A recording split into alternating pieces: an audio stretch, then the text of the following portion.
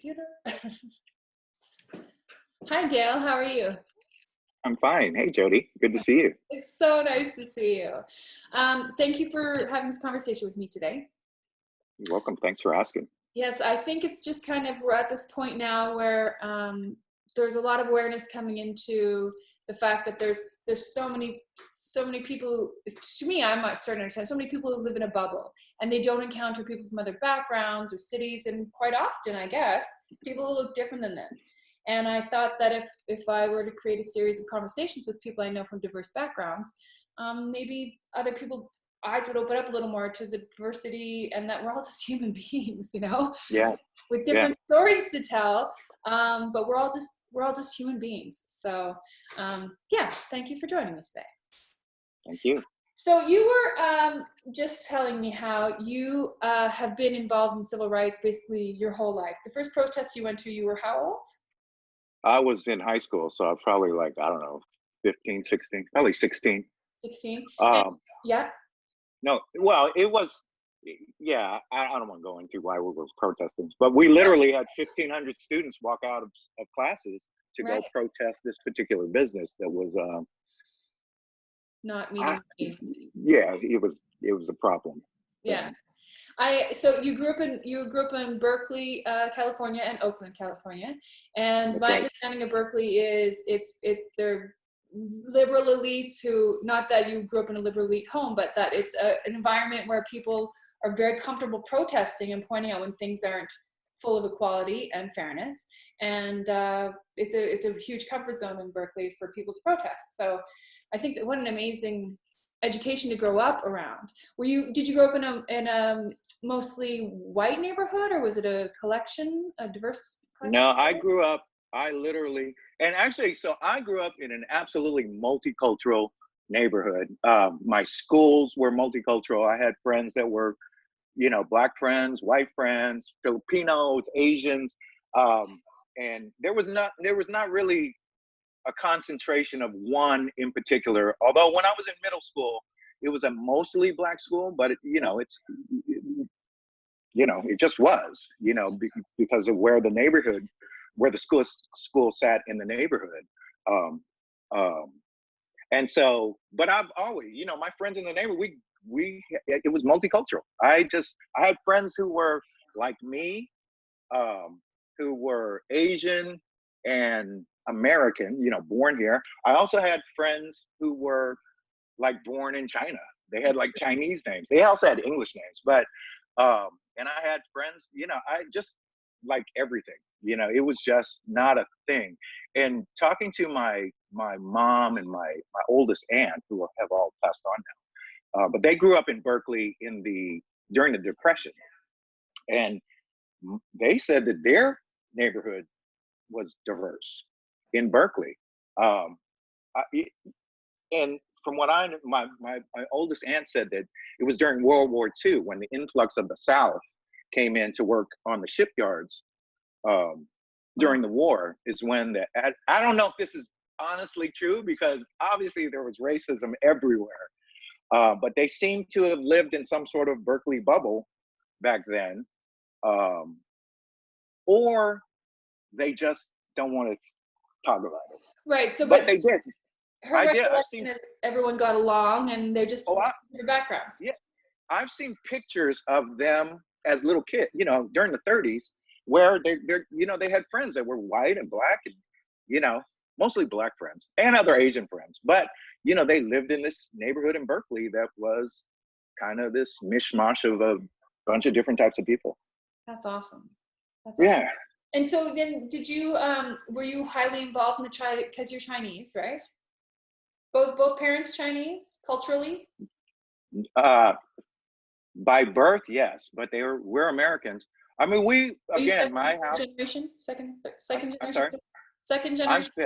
I'm fifth. I'm fifth generation Canadian too. I don't know how to say to people I'm Canadian. They're like, what does that mean? I was like, well, like I'm fifth generation. Like, I mean, I'm one person, I'm third, but we go to the set, I'm fifth. And so, I mean, what the school wants us to talk about, things that our family does culturally. I'm like, whatever the TV tells us. Like we're like I don't, I mean, I'm sorry, I'm not more interesting to you, but Yeah. so but because I'm white, there's a little more room for me to say I'm fifth generation Canadian. But being a fifth generation Chinese American, you're American, but Yeah. you must get probably pigeonholed being Asian. Yeah.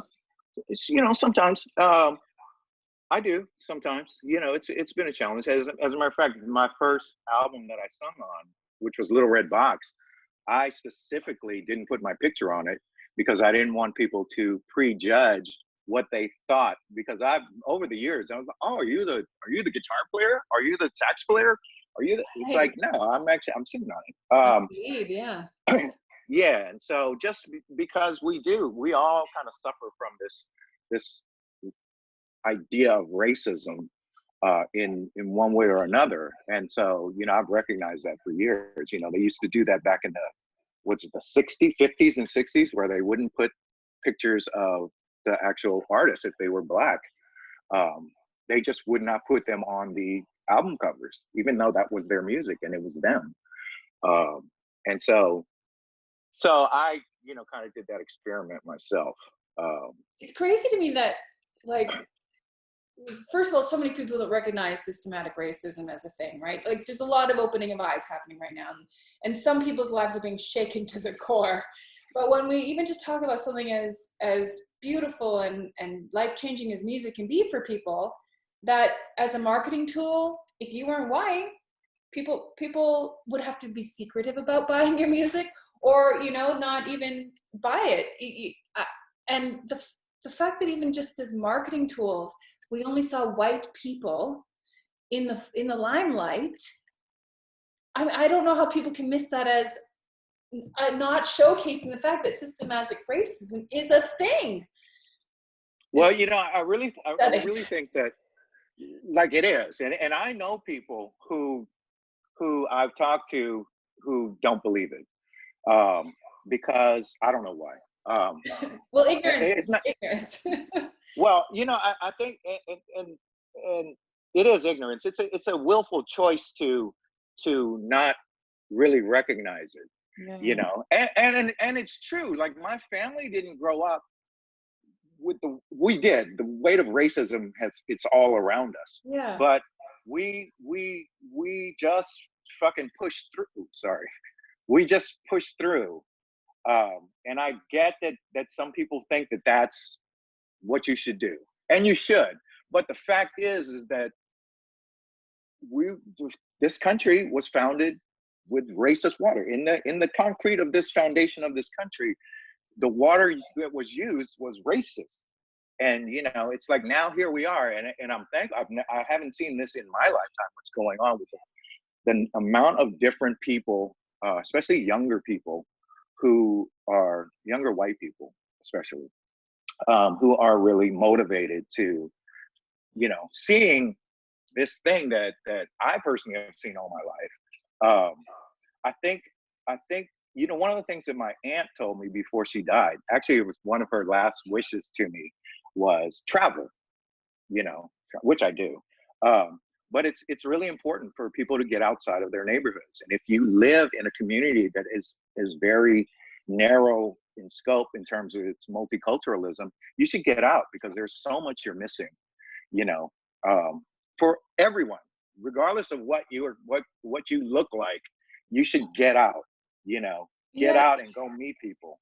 Well, I wonder if the internet plays a large role in why the young people are so motivated, because they probably get to know so many people from different parts of the world online, Oh, right? for sure, for sure. I think the beauty about what is happening with the internet.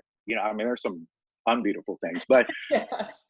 the beauty is that you can go to museums. You can go to France, to a museum in France. You can travel to the Grand Canyon. You can do all of those things um, in your home, Yeah.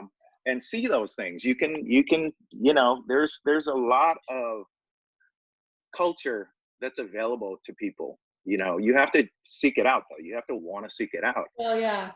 And I think we You all know, live in our echo chambers in so many ways, especially during such a divisive time. So even stepping out of that comfort zone all of a sudden is full of a different thinking that is emotionally upsetting for people. And so they're almost scurrying back into their holes sometimes, because it's not okay to think different than other people right now, which is another why these conversations are so important, right? It's an opportunity for people to like listen and learn and meet someone different. And I do want to say before we go further, that I know you through the Recording Academy, and we're both Grammy voting members, and you won a Latin Grammy last year with the Lucky Family Band. The Lucky Band. The Lucky Band. Lucky Diaz and the Family Jam Band, or the She and Lucky, or the Lucky Band. And this Grammy that you won is for a bilingual Spanish and English record, right? There it is. It is. Super exciting. You're also a world-class percussionist and drummer, and toured with Con Funk Shun for years. I did. And most of those players are Black too, right? I'm sorry? In Con Funk Shun. What did you ask? People of color, Black players? Oh, it's an entirely Black band. Right. They're one of the original funk horn bands of the 70s. Right. So you've toured the world in mostly Black band, and I'm sure you've seen, I mean, I can't even imagine how, you know, they're treated by fans like they're gods, but then sometimes, you know, backstage, the way the venues work and whatnot, they could be perhaps, you know, handled differently, poorly, with systematic racism in place. Well, I can say this, that Con Funk Shun never has that happen to them. Okay. They're superstars. And so really we don't, like in my 13 years with them, as we went out on the road, I never really experienced or saw anything, you know, like you know, it used to be back in the 50s and 60s and 40s. They don't play.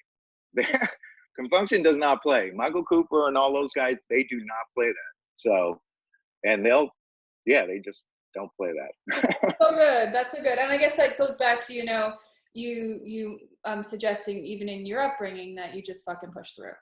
And, you know, some of the thinking I've had recently is, you know, I'm a big believer in, like, we create what's around us, we create our lives. And if you bring positivity, you'll receive positivity. But I'm also like, but if you're born into this world and immediately you're oppressed and told you're less than, it must be so challenging to constantly rewrite that script every day to say the world is wrong, even when the world is wrong. Yeah, well, I think that, you know, and let me just say, I've been lucky. You know, my whole entire life, I've been lucky. I've suffered racism, but in the end, I've been lucky.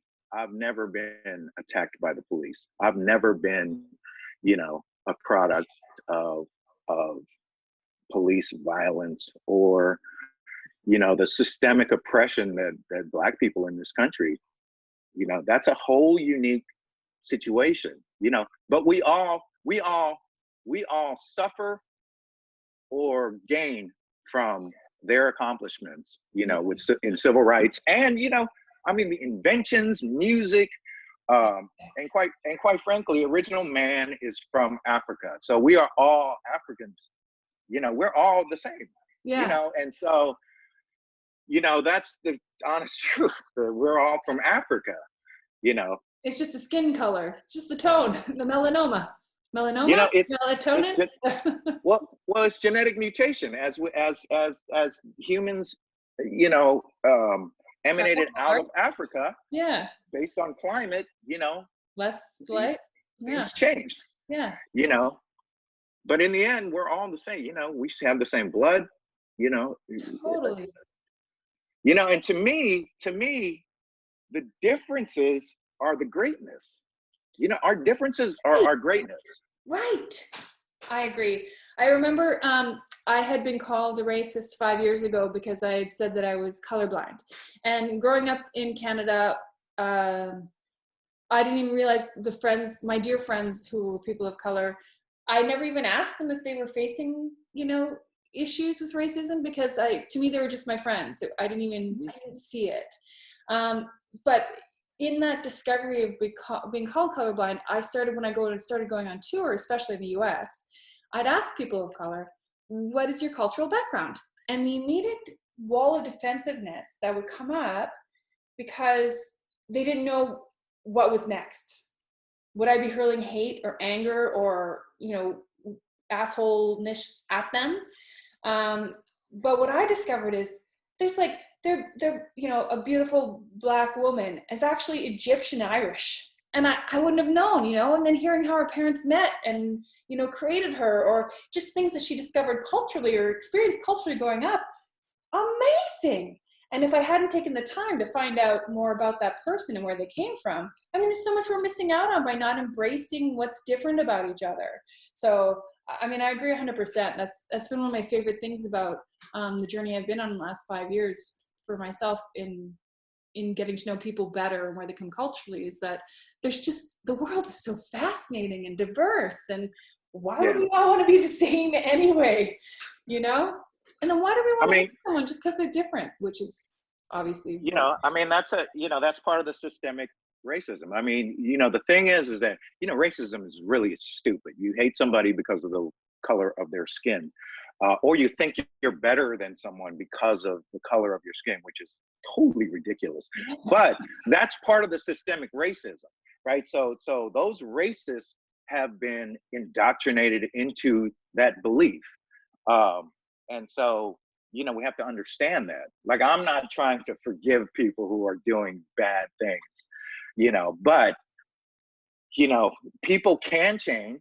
You know, if you can convert somebody who's a racist into being, you know, just more understanding and embracing multiculturalism, you know, that's a win, because, you know, it's a step-by-step process. You have to get people who are benefiting or from the white privilege, to understand that, you know what, your privilege is not going to be taken away by having other successful people around you. That's only going to make everything better. Yeah. You know, now I will say, I do see race. Like, I see that, but I get that. So I never say I don't see race, because I do. We're visual people. We do. But I also, like, I don't ask people like, hey, I don't know, some of the questions that I've been asked, like, where are you from? Oh, I'm from Berkeley. No, where are you really from? I'm like, well, although I have to say, Quincy Jones did ask me that. He was like, I met Quincy Jones last year. I sat down with him on the couch. He goes, first thing he said, and Quincy Jones is married to a Chinese woman. And he says, hey, where you from? I said, I'm from Oakland. He's like, oh, okay. He's like, yeah, but where are your ancestors from? I said, they're from, and I'm like, oh, Lord, is Quincy Jones asking me this? Well, he's trying to connect in that situation. No, wait. I say, they're from China. He starts speaking to me in Chinese. I'm like, oh my God, I have no idea what he's saying, right? So I laughed. Chinese. I laughed. I'm like, oh, you know, and we sat and talked for a little while, but I was like, oh my, but I was, you know, and that just made me much more of a fan. I mean, he's just my idol. Yeah. That's interesting, you know, how, and that's the exact same thing that I was experiencing. I was asking people to connect, and they weren't sure if it was like from a racist place, but it was more of like a curiosity. And then in Canada, when I say to people, where are you from? They're like, why are you asking? You know? So it's interesting. Different world. Well, for sure. Well, I think again, that's a systemic racism for me, when because most of the people ask me that, and then they go, well, where are you really from? Yeah, what is that? To me, that's the racist influence that they've been infected with, and I have too. And so my reaction to that is also my infection, right? So I'm reacting to them because I'm thinking, well, they're racist, you know, or they're asking me this because they think that I don't belong here, or, you know. Yeah, they can make decisions about me based on where they think I'm from without actually getting to know me. Right, and so and I do get offended, you know.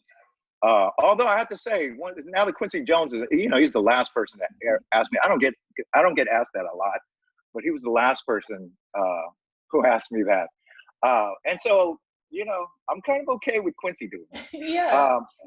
You know, and honestly, thankfully, I don't get that asked a lot.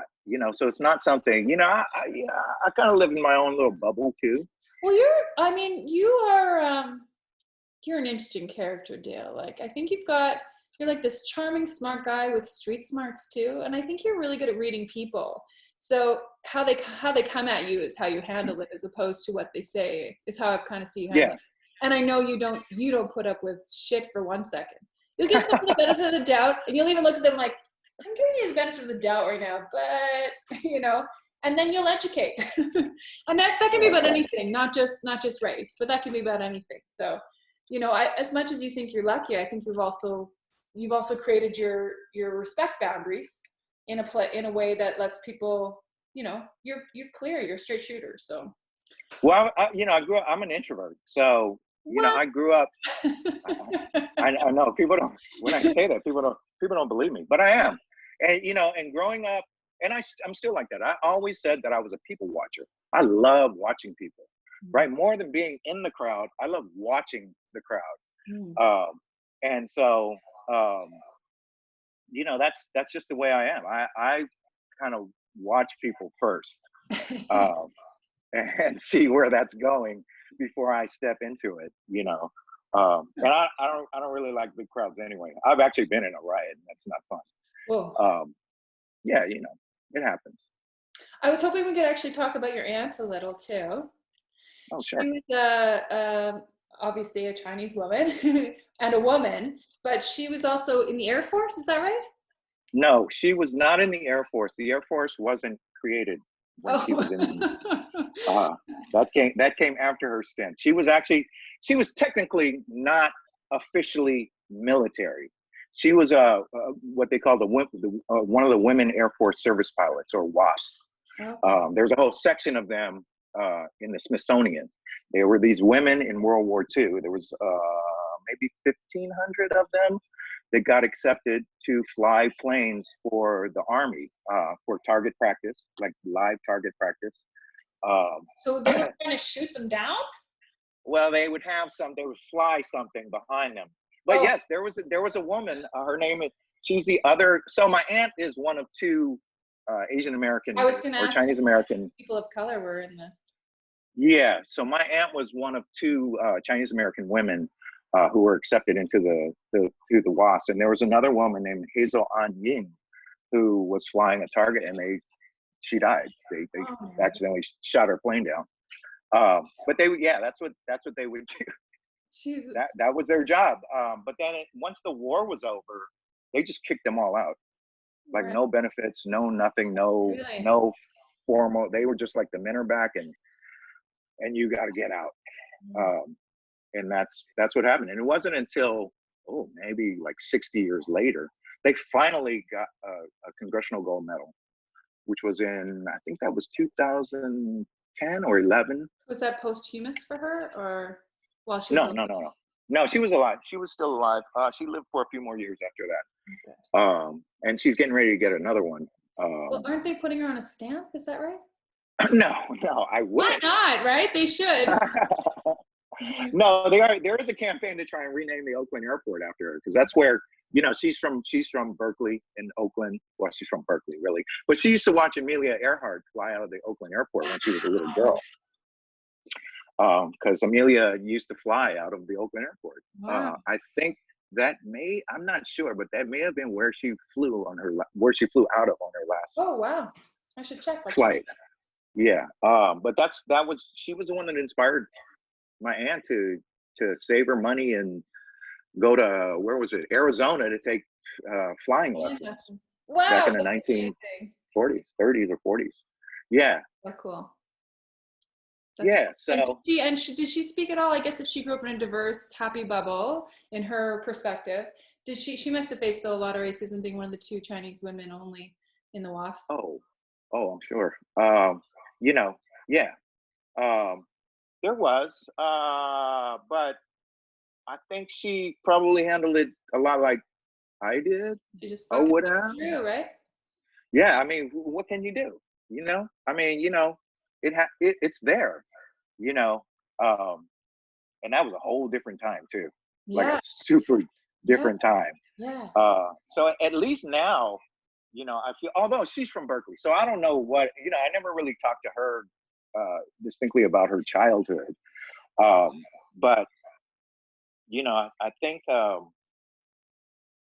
don't even know where I was going with this, but I think that her whole attitude, Mm. you know, was just, you just got to keep going. You just got to keep going. You can't let, because that's the thing is, that's what the racists want you to do. That's what the racist system wants. It wants you to quit.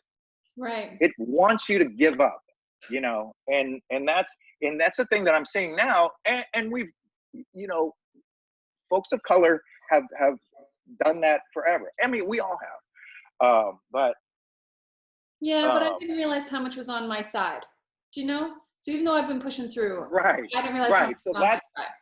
right. That's the thing. It's like, you know, the weight that is on, you know, people of color and black people, especially black and brown people. It's a heavy weight. And if you see what's going on, you know, with the systemic racism, with the prison industrial complex, you know, the school to prison pipeline, you know, thank goodness they're now, like, Oakland just decided to get rid of the school police force. I think LA may be doing that too, just getting rid of police on campus. Because you don't really need that. No. You know, you don't need to have armed police Oh my gosh. on campus. Oh, you don't. And, you know, funding, you know, mental health workers and people to help those who are struggling through emotional, internal, mental challenges, that's a much better use of funding than, you know, armed guards at a school. Right. Well, and the thing about what's going on now that I really have a lot of hope in is that we're learning. People are learning who I mean, I'm learning some new things, and I've been involved with this. You know, I'm certainly no expert, but, you know, I've been in tuned and aware, you know, for most of my life. But I'm learning things, and which is great. Yeah, I love you know, there are things that there are laws that we have that are on the books that should no longer exist. You know, there are still Jim Crow laws, you know, segregationist laws that are on our books, that we need to get rid of. And there's, you know, it's so, like I said, it's so ingrained in our system that there are so many tiny little things that all lead up to this big umbrella of hatred. Yeah. That we embrace, you know. Well, we just try to get along in the system, right? And so we're actually keeping it up. Right. It's like, how do you change? You know, and honestly, we didn't just start trying to change the system. You know, you know, the first and only group of ethnicity or nationalities were Chinese. We had the Chinese exclusion law. It's the only law in the United States that ever was directed towards a specific group of people. The Chinese Exclusion Act. Like, can you, like, it's even called that, Dale. It's even called that. They're not even trying to hide anything. And that lasted for many, many decades. You know, and if you know, it's just, the system is broken. Yeah. You know, and it's going to take all of us to fix it. And it's not going to happen. And that's the thing I try to tell people. This is not going to happen overnight. You know, all this good feeling that's happening right now, there's a huge amount of people who are also starting to get angry and hateful, you know, and they're coming, and we need to be aware of that. And some of those are elected politicians. Yes. Who are in a position to make laws. Yeah. Right. And not just laws, but financing. As money is a big part of the problem too, right? And systematic racism in that regard. And quite frankly, the thing is that it's those people in power who embrace the racism. They embrace the division amongst the people. Like the guy in, I don't know, the South who's carrying the Confederate flag, who hates me because I look the way I do, or hates someone else because of the color of their skin, um, that's the division. You know, it's divide and conquer. So as long as we're fighting amongst each other, those people who are making those rules, and those billionaires and making all that money, they're just raking it in, you know, and that's all they care about. That's really what it is.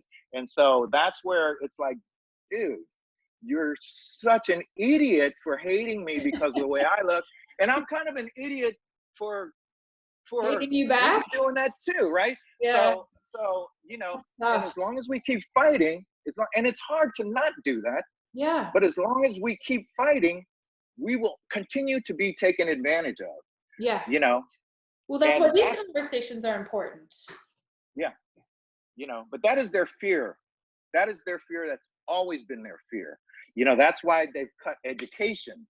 You know, that's why, you know, you lock people up. And so, you know, the 13th Amendment, which abolished slavery, did not abolish slavery. There's a clause in there that says it is legal, if you're a prisoner, to work for free, to make you a slave. Yeah. You know, and so that's what we've done. We've jailed black and brown people.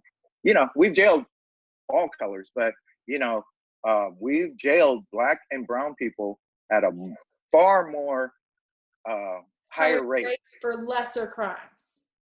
Yes, and so if you think about slavery, 13th Amendment, the segregation, we went into segregation for so many decades.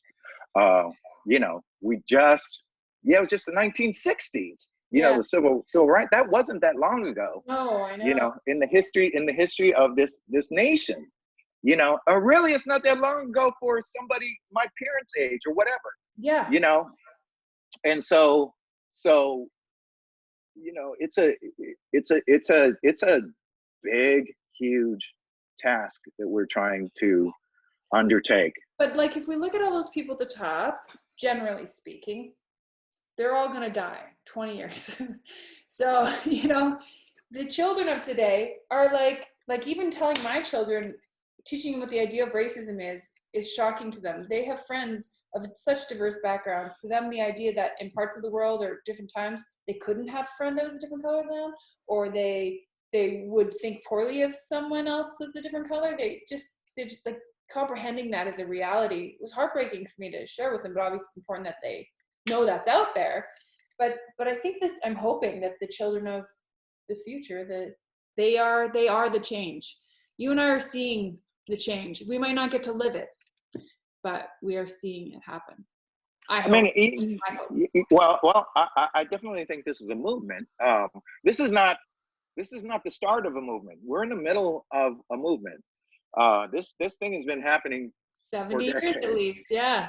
You know, and really longer than that. If you really start to research, like immigration and things like that, you know, I think it was a Chinese American who was the one who I forgot, I don't know how to word this, but he was the guy who took to court the whole being born in America. Like, if you're born on American soil, you are an American citizen. That came from a lawsuit from a Chinese American. Oh, wow. Like quite a while ago. Long time ago. Yeah, a long time ago. And so we're, you know, that's the thing. We're all in this together, right? So you know, we have to understand that. And while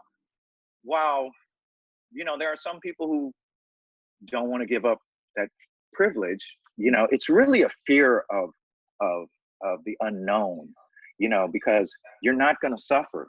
You're not going to suffer because your neighbors who are different color than you are successful. Yeah. You know. Yeah. But it's that fear, you know, that's racism working, right? So that's racism working. Right. And so I think what I'm seeing, and we're not all 100% on board with this. That's kind of the challenge, the scary part, that we're not all 100% on board with this. But there are more. I'm seeing way more, you know, younger people, and it starts at home. It starts at home, like what you're taught. You know, being racist you're not born with that. Yeah. You know, that's definitely a taught thing. you know. And so that's where, those, you say those people are dying out, but they got kids and they're teaching them that They same do, thing, right? but So, I think it's such a small group of people because they've excluded the rest of the world that, maybe like the virus, we can corner it and well, eradicate it. in an ideal perfect world, that would be the great thing. But we're not, and we're in a super imperfect world, and so we just have to keep fighting. And it's not going to be like, oh, all of a sudden you're like on Vulcan, and it's like this. We're all these non-emotional, beings that don't have any emotion. We're gonna have that. It's gonna be there. We are a visual people. We see people's differences. The thing is that some people don't embrace those. Yeah. And that is, that's something that has to be taught. So I'm hopeful. I try to always remain hopeful, because that's all we really have is hope. And I try to do things. I try to do things every day. I try to really, I fail a lot. I fail a lot. But, I try to do something every day, to make the world a better place. However that is. Again, I fail a lot at that. I can be a total jerk. No, yeah, but I think it is the small kindnesses over time become bigger kindnesses, and it spreads. Like the hate, the love can spread too. So. Oh, absolutely. Absolutely. I'm definitely an energy type person. And if you put good energy out, good energy will come back. And I hope that I'm right. Yes, I think a lot of us do too. So, thank you for spending this time with me, Dale. I'm sorry to cut us short, but I think overall these interviews, I'm just gonna let them run their full length. I was trying to get like quick little ones so people would watch the whole thing, but I'm finding these fascinating. So I think other people will too. But let's hit up soon, okay? Let's grab a beer over Zoom. Grab a beer over Zoom. I don't know when I'll be in LA next, but we'll grab a beer over Zoom. Yeah, that sounds good. Okay. I do have some beer in the. I have only had like 2 drinks. We can do pretend beer. Let's do pretend beer then. Oh no, I'll drink it. Okay. Remember that time we went for margaritas? Yeah. Do you? You don't. What? Do you remember? What's that? Remember when we went for margaritas? Oh, absolutely. Absolutely. Of course. Yeah. Of course. Well, I forgot the name of the place, but I can picture it in my head right now. Yeah, that was fun. In Studio City. Yeah. Yes. Right? Yeah. Ventura. All right then. Thank you, Mr. Dale Edward. Thank you. I'll talk to you soon. Dale Edward Chung. Yes, Dale Edward Chung. That's you, my friend. D. Edward, Dale Edward Chung, Dale Edward, Asshole. Family Jam Band, Lucky. How come I not get it right? The Lucky Band. How hard is that? Well, we're rebranding. I mean, we rebranded now, but the Lucky Band. I mean, it used to be Lucky Diaz and the Family Jam Band, which was super long. Yeah, we were Lucky and Lishy for a while, and in all these versions, they've been fantastic. Bilingual music, helping change the world with children, which is great. Oh, they are. No, they are powerhouses. They're super sensitive. They're full of love. Yeah. But they are. They're big in China, which is great. They are. They are. They're definitely. They embrace multiculturalism. Big time. Absolutely. So, and I love them. Yeah, they're good. I think they're some of the best people out there. I agree. Yeah. Yeah. So, anyway. All right. Thank you, lovely. Mr. Chung. Thank you. We'll see you soon. I'll talk to you soon. Okay. Bye. Bye. Oh, wait. Oh, yeah. Let me take a picture. Okay. Right. Let's see. Wait. Let me. Here. Let me do it with my phone.